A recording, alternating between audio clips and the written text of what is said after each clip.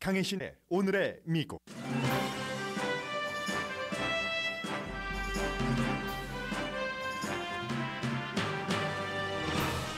미국의 고용시장이 붐을 이어가면서 팬데믹 이후 잃어버렸던 일자리의 93%가 회복됐습니다. 3월에 만들어진 일자리는 전문가 예상보다는 작았지만 43만 1000개였습니다. 바이든 대통령은 일자리가 원위치로 돌아가는 데는 행정부의 경제 정책이 중요한 이유라고 강조했습니다. LA 카운티가 3년 동안 1000명의 주민에게 한 달에 $1000씩을 지급하는 소득 보장 프로그램은 규모가 커서 전국에서 그 영향에 대해 크게 주목합니다. 캘리포니아주 역사상 처음으로 여성이 법안에 서명했습니다. 부지사가 서명한 퇴거 유예기간 연장법입니다. 우크라이나가 러시아 땅에 있는 연료 저장소를 공습해 폭발시켰다고 우크라이나를 초토화시킨 러시아가 비난합니다. 우크라이나는 시인도 부정도 안 하고 있는데 사실이라면 전쟁이 우크라이나 땅에서 러시아 땅으로 연장된 첫 번째 케이스입니다. 푸틴의 침공 초기 예상과는 완전히 다른 전쟁 전선에서 우크라이나의 승리 가능성도 보입니다. 우크라이나의 승리가 유럽의 승리고 미국이 중국과 자유롭게 경쟁을 할 수 있게 한다는 명분도 또렷해집니다. CIA 국장도 코비드-19 양성 판정을 받았습니다. 임산부는 돌파 감염될 확률이 2배 높다는 연구 결과도 나왔습니다. 뉴멕시코주가 모든 주민이 등록금을 안 내고 대학 공부를 할 수 있도록 결정했습니다. 바이든 대통령이 이루지 못하고 있는 등록금 면제 정책을 뉴멕시코주가 리드하고 있는데 부자, 수감자, 불법 체류자, 부족 등 모든 계층이 이 혜택을 받을 수 있습니다. 여러분 안녕하십니까? 오늘의 미국 강혜신입니다. 네, 오늘이 만우절이죠. 만우절 맞죠? 4월 1일 에이프릴 Fool's Day인데 사실은 한 10년 전까지만 하더라도 만우절 데이다 하면은 미국 뉴스나 세계 어느 나라 뉴스나 약간 아주 가벼운 터치로 만우절에 관한 뉴스들도 했는데 한 몇 년 전부터는 항상 4월 1일 이맘때쯤에 이 만우절이라는 것을 즐길 만한 여유가 있는 뉴스 사이클이 안 옵니다. 그래서 마찬가지로 올해도 지금 제가 웃고 있지만 화면에는 그 러시아 영토에서 우크라이나의 비행사가 비행을 해서 연료 저장소를 폭격했다. 이게 러시아의 주장이고요. 그런 화면이 보이고 있습니다. 잠시 뒤에 이제 이 내용은 전해드리겠고요. 오늘의 미국에서는 이제 우크라이나 그 전쟁에 대해서는 굉장히 그 중요한 현대사이기도 하고 거기에 이제 인간의 용기와 또 전쟁 무기, 기술, 전략 그리고 이제 지도자의 지도 성향 또 그를 따르는 국민 모든 것들이 포함된 대하 소설이기 때문에 이제 계속 전해드리겠습니다. 우선 만우절의 그 뉴스는 전해드리지 못하지만 만우절의 그 사실은 시작이 한 수세기 몇 세기 된다고 하고 많은 나라에서 거의 모든 나라에서 국가라는 그런 그 명칭을 갖고 있는 국가들은 즐기고 있었는데 캘리포니아주가요 171년 만에 처음으로 여자가 캘리포니아 주 법안에 서명을 해서 법으로 만들었습니다. 캘리포니아는 171년 동안 한 번도 여자 주지사가 없었습니다. 주의 법안에 서명을 해서 법으로 만드는 게 주지사잖아요. 그런데 게빈 뉴섬 주지사가 이제 팬데믹도 이 정도 됐고 하니까 휴가를 떠났습니다. 4월 12일에 돌아온다고 하는데 그래서 이제 최초의 부지사이기도 합니다. 엘레니 그 코날라카스 부지사가 서명을 했습니다. 그 서명한 게 한국 분들도 그렇게 관심이 많으신 원래 이제 어제까지였었죠. 이게 이제 연장이 되지 않았다면 퇴거 명령 유예안 6월 30일까지 이렇게 하는 것을 어제 서명한 것이고 이미 이 혜택을 받으시려는 분은 신청을 어제까지 하셨어야지 됐고요. 해서 최초로 171년 만에 주민 전체에게 해당되는 주 법안에 여자 부지사가 서명을 했다 하는 거고요. 엘레니 그 코날라키스 지금 캘리포니아 주에 전체적으로 주에 장관도 있고 하잖아요. 4명이 여자입니다. 그리고 주 의회에는 38명이 여자고 원래 이제 미국에서 연방 상원의원 100명 가운데 제일 먼저 여자가 나온 게 2명이 다 캘리포니아 주였었잖아요. 바브라 박서, 다이언 파인스타인. 그 가운데서 다이언 파인스타인도 뭐 은퇴하느냐 마느냐 하는 것이고 바브라 박서 의원이 은퇴하고 그 자리에 카멜라 해리스 주 검찰총장이었던 카멜라 해리스가 갔었고 그것을 바탕으로 해서 지금 최초의 여자 그 부통령이 된 거잖아요. 아무튼 그렇게 많은 역사가 있었음에도 171년 동안 여자 부지사 자체도 처음이었는데 뭐라고 어제 얘기를 하냐면은요. 수많은 여성들이 법안을 만들었지만 그 법안에 서명을 해서 법으로 마지막 숨을 불어넣었던 여성은 없었다라고 얘기를 합니다. 그럼 주지사가 사실은 가기 전에 사인하고 갈 수도 있었거든요. 그런데 이제 주지사도 그렇고 2018년부터 부지사인데 부지사도 민주당이잖아요. 두 사람 다 민주당이니까 아무래도 소수 인종이라든가 또 그 여성, 남자와 여자 숫자 비슷하지만 여성은 여러 가지 권력에 있어서 시스템적인 약자인데 그런 것을 생각을 해서 최초의 부지사가 한번 서명 한번 여자가 해봐라 해서 배려를 해서 이렇게 서명을 하게 됐다. 이런 그 일이 있었습니다. 아직도 미국에서요 한 번도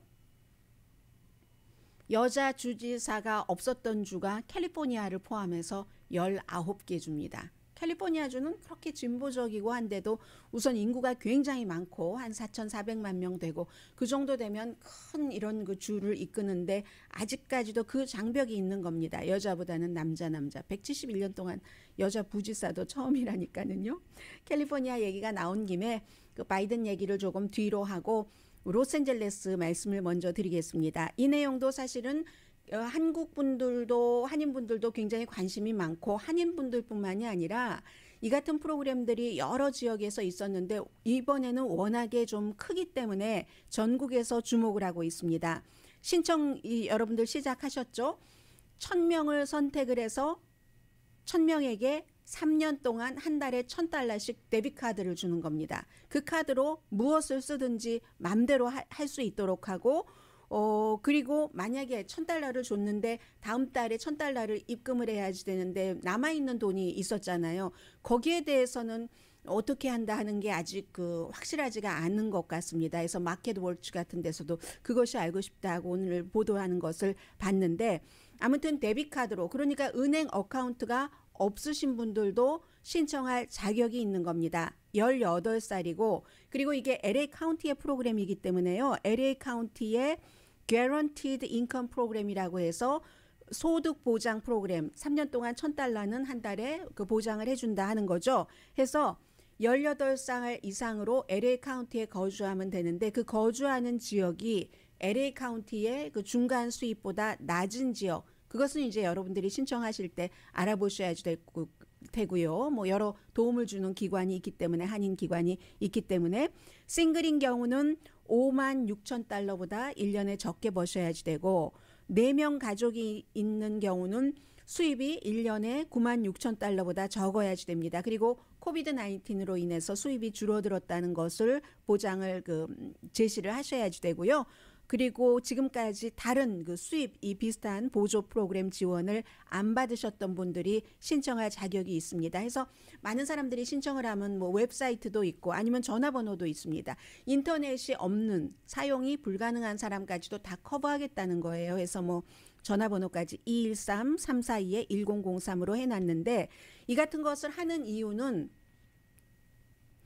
다른 그 많은 종류의 프로그램이 샌프란시스코에서도 있었고 무슨 뭐 프레즈노 이런 데 있잖아요. 피츠버그 등등에서 있었는데 이번에 이제 꽤 오랜 기간이잖아요. 1,000명을 3년씩이나 하니까 돈도 많고 $500 이런 게 아니라 $1,000 됐고 어디서 $500 한 적도 있어요. 캘리포니아 주에서 사람들의 소비 패턴을 보고 무료로 주는 이런 돈이 일정 금액의 수입이 그 사람들의 저소득층의 삶에 어떠한 영향을 끼치는가 이것을 이제 연구를 하기 위해서 그런데 신체 정신건강 뭐 교육이라든가 육아 그밖에 뭐가 있나요? 고용도 마찬가지고요. 스트레스 또 뭐 어떤 그 뭐 코비드 19 등등등등 해서 모든 그 삶의 패턴을 연구를 한다는 거고 참가자는 6개월마다 한 번씩 이 변수를 평가하는 테스트에 참여를 해도 되고 안 해도 되고요. 옵션이랍니다. 그건 내가 돈 받으니까 내가 해야지 하시는 분들도 계시겠지만 난 싫어하면 안 하셔도 되고 이게 LA 카운티와 펜실베니아의 Guaranteed 그 인컴 그 리서치 프로그램이 같이 공동으로 하는 거니까 결국은 뭐 한국이나 미국에서 사회보장 제도에 대해서 그 찬성하는 사람과 반대하는 사람들이 많은데 이런 경우 일정하게 안정되게 어떤 기간을 지원을 하고 나면은 좋은 영향이 있는가 나쁜 영향이 있는가 이런 것을 정책 입안을 할 때 참고를 하도록 할 수 있게 하려고 하는 것이고 과연 제가 이 뉴스를 계속 지금 여러 지역에서 있는 것을 보면서 여유 있는 국가에서 할 수 있는 일이다. 왜냐하면 어떤 지역은 지금 LA 카운티가 하고 있지만 어떤 지역에서는 뭐 한 1년 동안 $500를 준다 하면은 민간 기금을 기부를 받아서 하는 그런 경우가 많잖아요. 어쨌든 돈이 있어야 하는 거고요. 그리고 지독한 팬데믹에서는 한숨을 돌린 뒤에 고용시장, 고용마켓이 붐을 이뤄간다. 이게 이제 대체적으로 블룸버그라든가 많은 경제 전문지가 오늘 발표된 3월 달에 일자리 창출 보고서를 보고 한 얘기입니다. 1년 동안 인플레이션도 심했고 일손 부족도 정말 너무 많이 고통을 겪으신 분들이 계시는데 이제 사람들이 직장으로 돌아가고 또 임금은 높아졌고 물론 인플레이션을 감당할 정도는 아니지만요. 3월 달에 43만 1,000개의 일자리가 만들어졌는데 전문가들은 49만 개 정도 만들어지지 않을까 예상을 했습니다.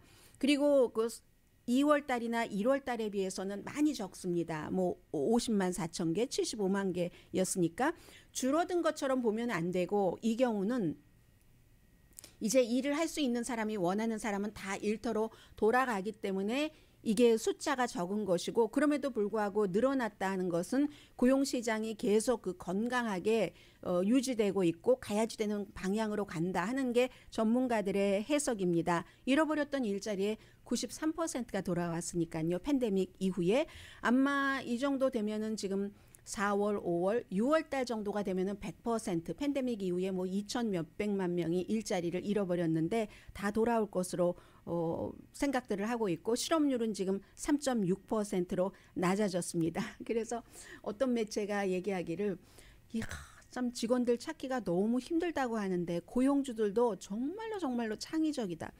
어떤 형태로 해서든지 일할 사람을 그 자신이 그 자신의 회사 내지는 그 사업체에서 일할 사람들을 어떤 형태로든 끊임없이 창조적인 방법을 동원을 해서 찾아내고 있다고 하는데 특히 이제 레저와 숙박업에서 많이 늘어났고요. 여행 다녀오시는 분들 계시죠? 저희 회사에도 이제는 휴가 가서 여행 다녀오시는 분들이 계십니다. 전문직, 서비스직, 뭐 소매, 제조업 모든 분야에서 늘어났습니다. 특히 이제 25살에서 54살까지를 아주 가장 활발하게 일하는 그룹으로 보는데 이 그룹에서 많이 늘어났고요.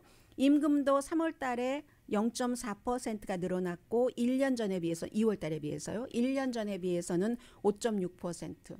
인플레이션이 8%니까 거기에는 미치지 못하지만 아무튼 늘어났습니다. 나쁜 뉴스가 말씀드린 것처럼 인플레이션을 아직 따라잡지 못한다는 것이고 그러나 뭐 굿뉴스라고 하면 2년 전에 그 많던 사람들이 일자리를 잃어버렸던 뭐 나중에는 정부 보조금 때문에 안 한 사람도 있지만 부분적으로 어쨌든 다시 돌아가서 일자리가 회복이 돼서 잡마켓이 건강하고 정상으로 보인다. 이제 모든 것들이 이제는 여러분들도 팬데믹이니까 뭐 이건 좀 이렇게 하고 저렇게 하고 약간 그 본인에게도 느슨하게 적용했었던 삶의 룰 같은 것 있잖아요.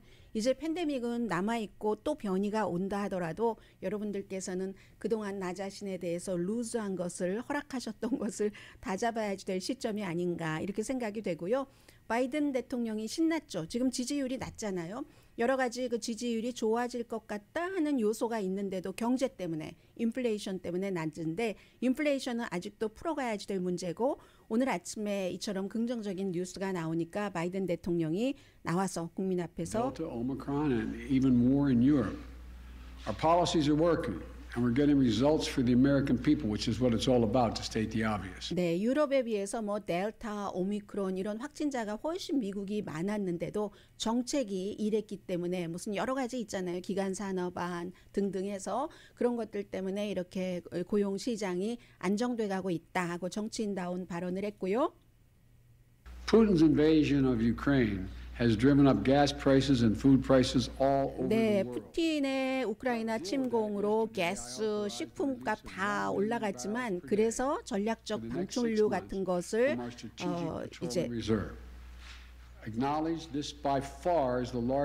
이제 어제 결정을 한 그 전략적 비축류를 방출한 것을 얘기를 하고 있습니다. 그리고 이제 미국뿐만이 아니라 또 다른 나라들도 30개국도 마찬가지로 하기로 했다는 것도 발표를 했고요. To get us through this period. I've coordinated this release with partners and allies around the world. 네, 이게 이제 이렇게 결정이 되고 나면은 이미 있었던 지하에 있던 것을 내놓는 것이기 때문에 그다지 오래 걸리지는 않는다고 합니다. 뭐 한 2주일 정도 있으면 시중에 방출될 수 있다고 하고요. 또 Our policies are working, and we're getting. 또 강조를 하죠. 정책이 일한다고. Which is what it's all about, to state the obvious. Record job creation. Record unemployment declines, record wage gains. 네, 뭐 일자리도 늘어나고 임금도 올라가고 하는 그 자신의 정치인으로서 이 모든 것들이 다 잘 되고 있다는 것을 오늘 아침에 홍보를 했습니다.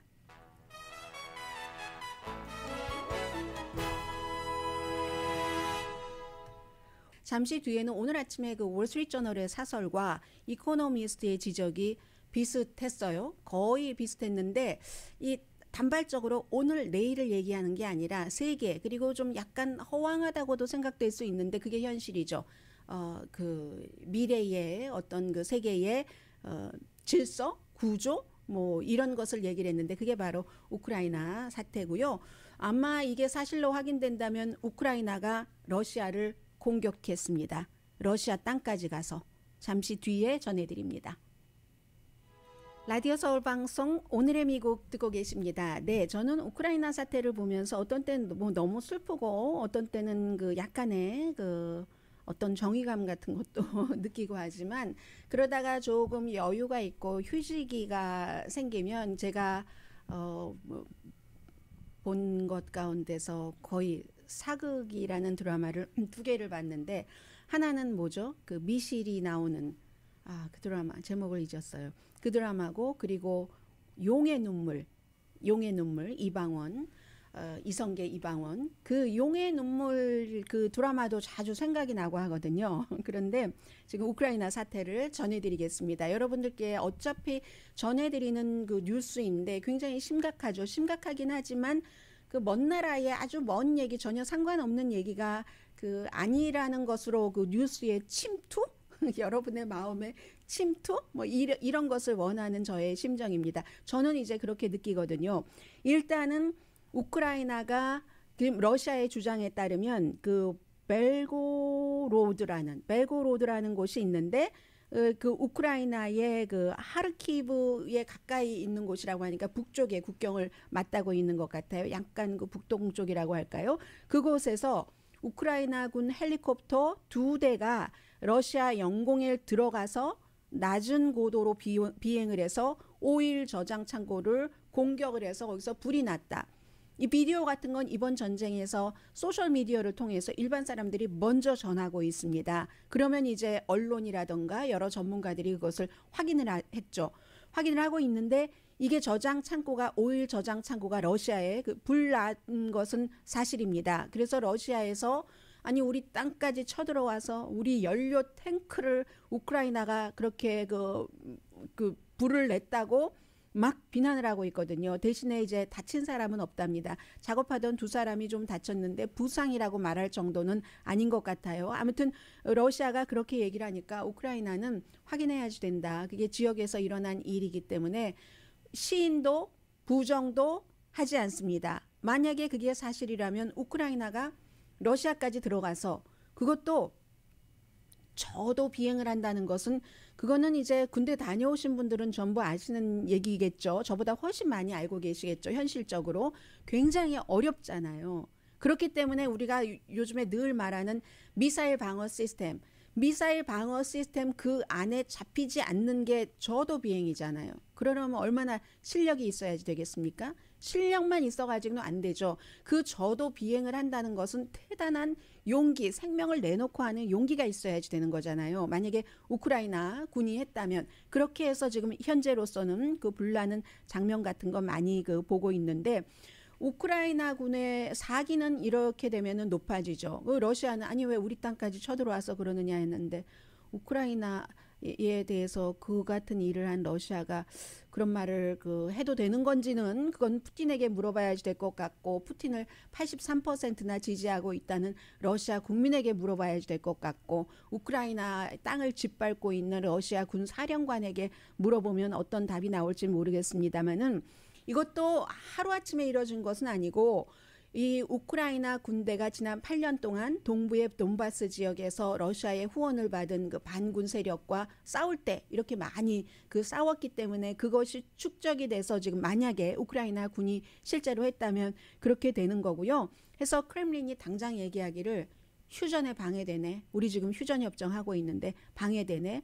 이렇게 얘기를 하고 있는데 그런데 사실은 휴전 협정을 하고 나서 키예브 주변을 공습을 했던 것도 러시아고 또 마리우폴 같은 경우도 길을 터주겠다 하고 지금 길이 터지지 않는다고 하거든요. 들어갈 수 있는 사람은 전혀 못 들어가고 들어가려는 사람들이 인도주의적인 그 여러 가지 물건을 실어서 가려는 사람들이 접근을 할 수가 없답니다. 그리고 나오려는 사람도 너무너무 피난 나오려는 사람도 너무너무 위험하고 버스 같은 것이 이제 들어가죠. 사람들을 원하는 사람들을 밖으로 탈출하도록 도와주도록. 그런데 접근을 할 수 없게 러시아군이 막기 때문에 이렇기 때문에 그 러시아의 그 하는 얘기가 뭐 알아서 생각을 하시고요.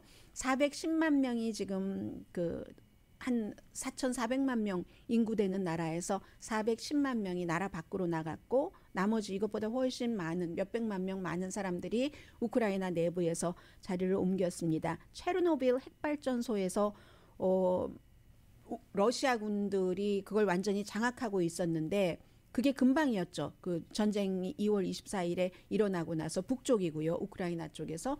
그런데 여기서 우크라이나군에 따르면 러시아군이 참호를 파고 있었답니다. 그런데 참호를 파다가 아마 이 무슨 원자력 같은 것들이 방사능 같은 것들이 나와서 결국은 다 그 러시아군이 철군하고 말았다. 이런 얘기도 나오고 있고 러시아가 오인을 해서 자신들의 항공기를 추락시켰다. 이건 이제 전략적으로 물론 전쟁을 오래 치르다 보면은 오인도 있고 뭐 오발탄도 있고 하지만 이 전략적으로 완전하진 않다는 것을 보여주는 것 같고요.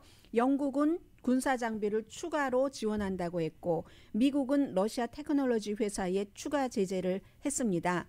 그래서 지금 오늘 월스트리트저널 사설을 보더라도 우크라이나가 러시아를 이기도록 러시아를 방어하도록 우리가 도와주자 이런 그 사설을 실었거든요.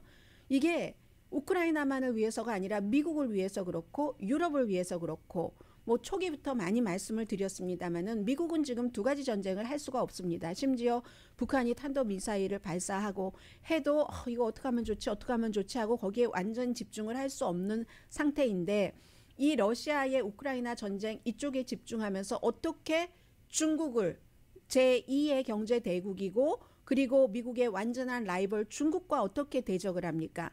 그렇기 때문에 이 우크라이나가 이겨서 유럽에는 어떤 유럽 지도의 그 안보의 안정을 갖고 미국은 중국에만 집중을 해야지 된다. 이게 이제 월스트리트저널이 지적하고 있는 점이고 이코노미스트도 마찬가지. 이코노미스트는 영국에서 그 영국 매체니까 아무래도 유럽 중심으로 얘기를 하고 있지만 그렇습니다. 그래서 오늘 이제 이 시점에 말씀드리면 결정적인 우크라이나의 승리가 유럽의 안보도 변화시킬 수 있다. 처음에 이제 72시간 안에 저도 여러분들께 그렇게 전해드렸고요. 전문가들이 우크라이나의 수도 키예브가 점령될 것이다 했는데 이 정도 되면은 러시아가 아니라 우크라이나가 이기고 있다는 거죠. 뭐 정신적으로만 상징적으로만 이기는 게 아니라 이 정도 되면 우크라이나가 현재로선 이기고 있는데 완전히 이길 수 있다고 보는 가능성이 한 일주일 사이에 점점 늘어났습니다. 그러니까 서방 세계에서 더 많이 지원을 해야 된다는 얘기를 하고 있는 겁니다. 유럽 안보의 지도를 다시 그릴 것이기 때문에 우크라이나의 젤렌스키 대통령이 25일에 이코노미스트와 인터뷰를 하면서 민중의 힘이다. 나의 힘이 아니라 민중의 힘이다. 이런 얘기를 했고 우리는 우리 땅이고 뭐 우리 나라고 우리 독립국가니까 이길 것을 믿는다. 시간 문제니까 이렇게 얘기를 했잖아요. 몇 주일 동안이나 수도를 못 쳐들어가다가 결국은 이제 그 포기하고 돈바스로 러시아가 동부 쪽으로 간다고 선언을 했고 이때에 우크라이나가 반격을 하는 겁니다. 공격을 하는 겁니다. 반대로 공격을 하고 있는 그 상황에서 러시아는 뭐 후퇴하고 있고 그렇지만 아직도 많은 지역이 지금 러시아 손에 우크라이나 땅이 쥐어져 있습니다. 특히 돈바스 지역 같은 경우는 우크라이나군이 위태로울 수 있는 게 이번에 만약에 사실이라면 우크라이나 그 헬리콥터 조종사가 저공 비행을 해서 러시아의 그 연료 그 창고가 있는 그곳을 가서 불을 냈다는 얘기인데 원래 우크라이나로 군대가 쳐들어오기 전에 거기가 말하자면 그 러시아군의 주둔지였습니다. 그랬다는 얘기인데 이게 이렇게 되는 경우 지금 여러 군데서 이기고 있고 러시아가 밖으로 나가고 있고 하면은 우크라이나의 사기는 엄청 높아지는 거잖아요. 나폴레옹이 그랬다면서요. 전쟁에서 군인에게는 사기와 신체적인 강함과 이 정신력의 그 강함 이게 3대1로 이 사기, 정신력이 더 중요하다고 얘기를 했는데 지금 우크라이나는 한창 그 올라간 그런 상태고 그렇기 때문에 젤렌스키가 요구하는 서구가 러시아를 더 제재해야 된다. 그래서 러시아가 이 전쟁을 장기전으로 가져갈 수 없도록 러시아 지금 뭐 설탕 사는데 줄을 막 서 있고 이런다고 하잖아요. 지금 주식시장은 문 열었지만 정부가 이걸 잘 그 조정을 하는 그런 주식시장의 형태고 그런데 나토 국가들이 뭐 항공기라든가 탱크라든가 이런 원하는 것을 주지 않고 있는데 이코노미스트는 은근히 처음부터 조금 더 적극적이어야 된다. 전략적인 비전을 바꿔야 된다라고 주장을 하고 있습니다. 그래서 우크라이나가 승리를 할 수 있다는 가능성을 굉장히 많이 보는 것 같아요. 그렇게 하고 나면은 다시는 러시아가 우크라이나가 됐건 다른 곳이 됐건 침공하는 것을 막아야지 된다. 그리고 나서 우크라이나는 전후의 우크라이나로서 그동안은 이제 그 민주주의가 얼마 되지 않았으니까 부패도 있고 막 그랬잖아요. 친러시아 이런 것도 있고 있는데 그런 것도 조금 없애면서 그러려면은 유럽연합이 우크라이나를 확 껴안아서 우크라이나를 많이 도와줘야지 된다고 얘기를 합니다. 돈이나 뭐로나. 그리고 이 러시아는 뭐 제국주의 300년 동안 얼마나 많이 다른 나라를 침공을 하기도 하고 또 그로 인해서 침공을 받기도 했고 다른 나라에 치명적인 위협이 됐던 적이 그 러시아가 굉장히 많잖아요. 팽창주의를 말하는 거죠. 지금 이제 우크라이나 침공도 러시아의 팽창주의, 과거로의 회귀 이런 것을 얘기를 하고 있는데 우크라이나 국경이 안전하면은 그러면은 푸틴이 독재자라고 표현을 했습니다. 푸틴이 단기적으로 굉장히 분노하고 뭐 패배한 독재자로서 그렇게 되지만 결국은 러시아 사람들은 이런 것을 보면서 전차로 우리도 우크라이나처럼 될 수 있겠구나. 우크라이나 모델로 우리 이 러시아도 갈 수 있겠구나. 이게 이번 전쟁에서 이겨야지 그 국민들을 여론을 움직일 수 있고 그러면 그 독재자도 실패한 독재자도 눈을 팽창으로 외부로 무력을 가지고 돌리는 대신 내부로 일단 내부에서 개혁하고 그 사이에 이제 푸틴도 이미 68살이나 됐으니까 언젠가는 순조로운 정권 교체도 될 것 같고요. 하기 때문에 나토는 결국은 우크라이나가 승리해서 그런 날이 오면은 뭐 이런 전투력이라든가 아니면 예산이라든가 이런 소모를 줄이고 외교적인 소모도 줄일 수 있고 미국도 자유롭게 중국만 쳐다보고 라이벌로서 중국만 쳐다보고 갈 수 있다라고 얘기를 합니다. 그런데 아하 통제라 하면서 서구 사회가 이런 기회에 눈을 감고 있는 것 같다. 미국은 잘하고 있다고 했습니다. 미국은 리드하고 있고 할 수 있는 만큼을 하지만 비록 항공기는 안 주지만 그렇지만 독일은 약간 재면서 이렇게 하고 있고 균형을 맞춘다고 할까요? 이 프랑스는 무기를 주면 우리가 어떻게 협상을 해 하고 임마누엘 마크롱 대통령은 이제 며칠 있으면 2주일 있으면 선거 치르잖아요.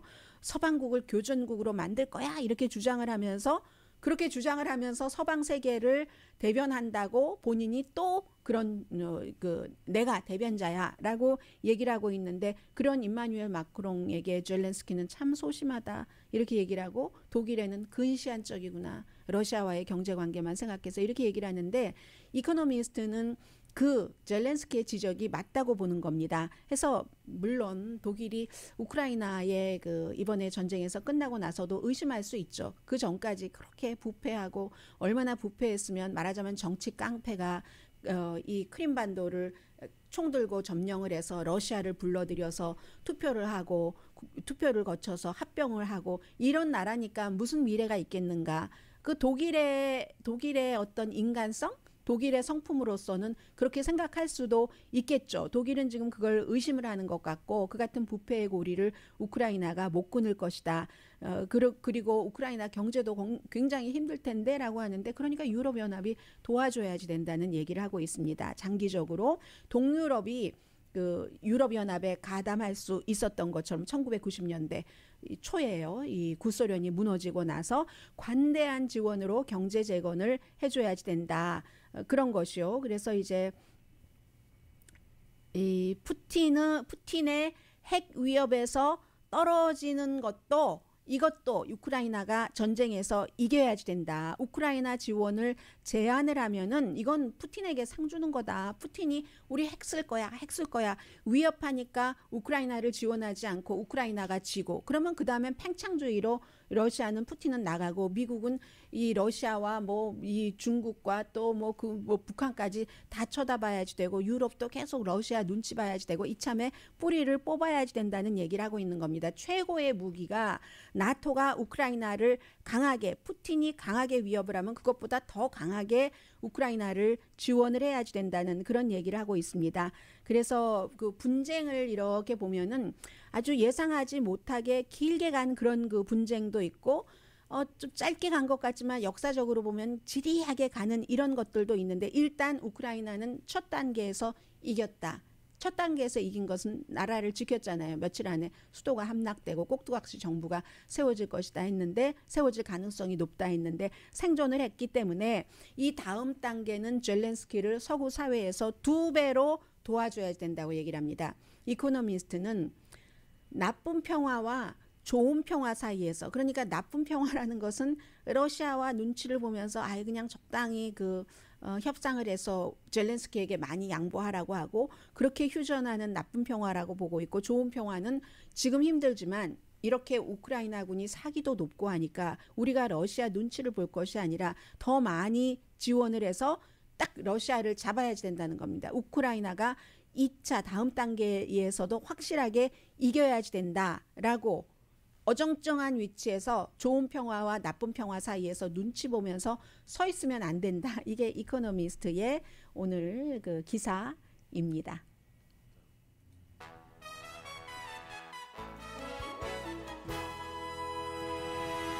라디오 서울 방송 오늘의 미국 듣고 계십니다. 네, 라디오가 이런 단점이 있어요. 운전하시다가 여러분들께서 부분적으로 들으시면은 이게 막 믹스 앤 매치가 돼서 바이든 대통령이 $1,000를 가구당 준다는 내용 없었고요. LA에서 신청을 했을 경우 특별한 프로그램에 따라서 3년 동안 한 사람에 한 달에 $1,000씩 준다 이런 내용이었습니다.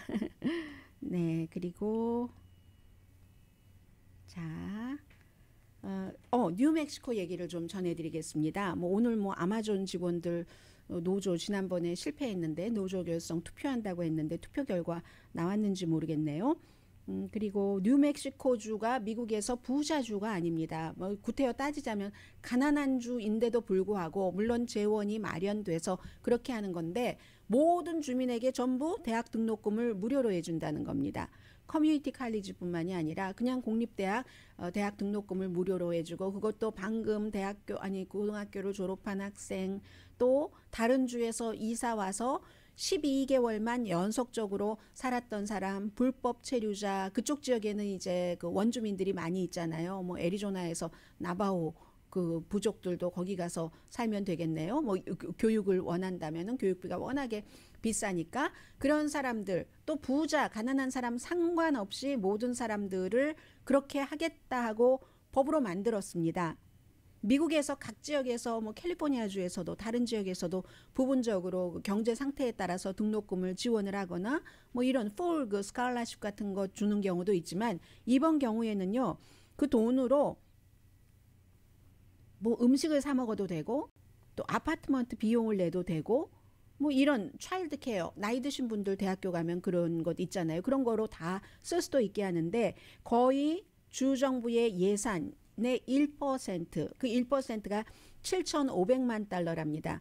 뭐 하긴 뉴멕시코가 뭐 그렇게 인구가 많은 곳은 아니잖아요. 한 200 몇십만 명 정도 되니까 이게 가능하기는 한데 지금 바이든 대통령이 커뮤니티 칼리지 완전 무료로 하고 한다고 여러 가지 대학 학자금에 대해서 해놓고 있는데 의회에서 통과가 되지 않고 있는데 이렇게 가난한 주에 속하는 뉴멕시코주가 야심찬 계획을 이제 시행을 하는 겁니다. 초당적으로 됐어요. 지금 주지사도 민주당이고 민주당이 강하지만 거기서 공화당 의원들까지도 이게 있어야지 된다.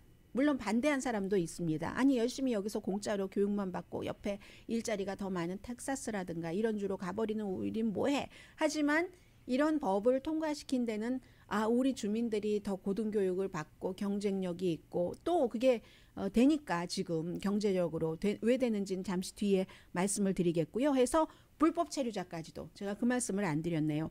불법 체류자도 대학교에서 공립대학교, 커뮤니티 칼리지, 뭐 유니버시티, 부족대학까지 전부 포함을 해서 그렇게 준다는 겁니다. 수입의 차이도 없이 준다고 하니까 그런 거죠. 해서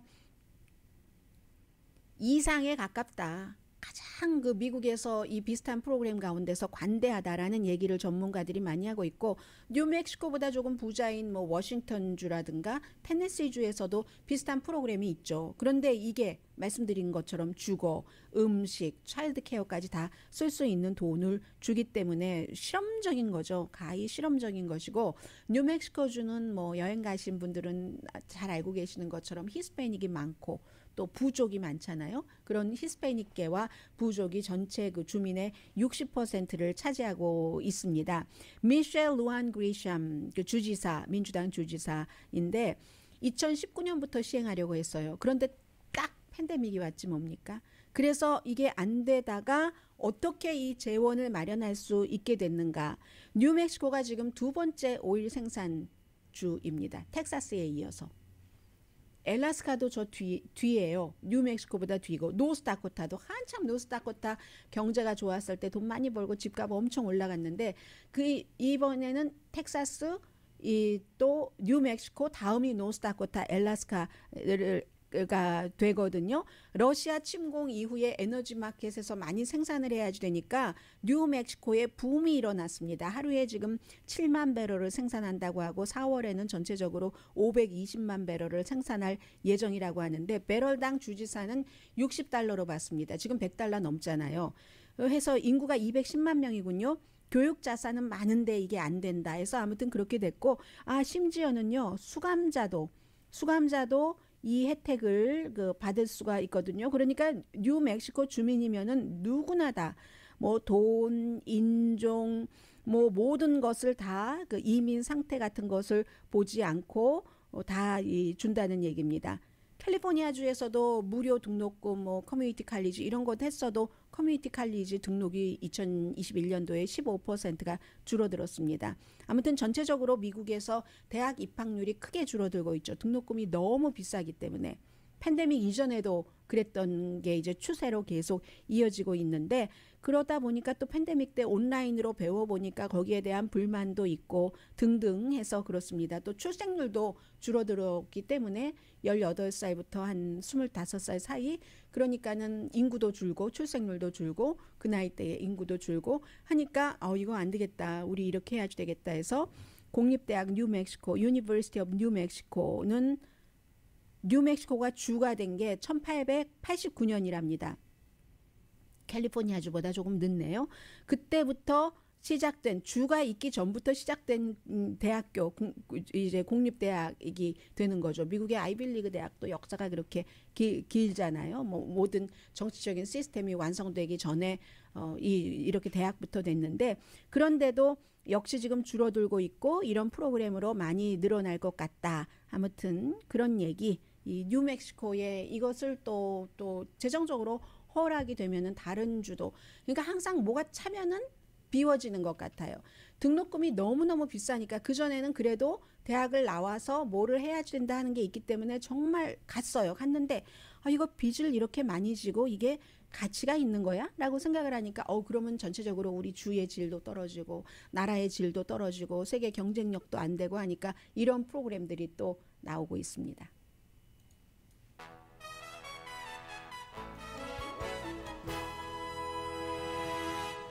라디오 서울 방송 오늘의 미국 듣고 계십니다. 네, 지금 CIA 국장 윌리엄 번스 국장도 양성 반응이라고 하고 대통령 만나고 하루 뒤인데 대통령은 이제 늘 점검을 하니까 지금은 네거티브라고 하고 또 대통령 만날 때 요즘 사람들이 N95 쓰고 거리 두기 하고 만나고 있다고 하거든요. 65세입니다. 약한 증상이 있고 백신 접종은 다 했었고 집에서 일을 하는데 격리 기간 동안에 이제 보고도 안 받고 그리고 원래 미국에서는 CIA 국장이 그 데일리로 브리핑하지 않습니다. 국가정보국장이 대통령에게 브리핑을 합니다. 임산부가 브레이크스루 감염이 2배 높다. 그렇지 않은 사람보다 그것은 이제 그 백신 접종을 다 받았어도 코비드 19에 걸릴 확률이 임산부가 그만큼 높다는 얘기입니다. 그래서 백신이 나오고 나서 백신 접종을 시작하고 난 뒤에 한 1,400만 명의 미국 환자를 쭉 기록한 것을 보고 내놓은 건데요. 그러면 임산부가 아주 심한 편이네요. 장기 이식 수술을 한 그런 사람들과도 마찬가지고요. 해서 주말인데 이제 마음 편하게 봄도 왔는데 로스앤젤레스는 요즘 춥습니다만 즐기시더라도 항상 신경 쓰시면서 즐기실 것을 권해드리고요.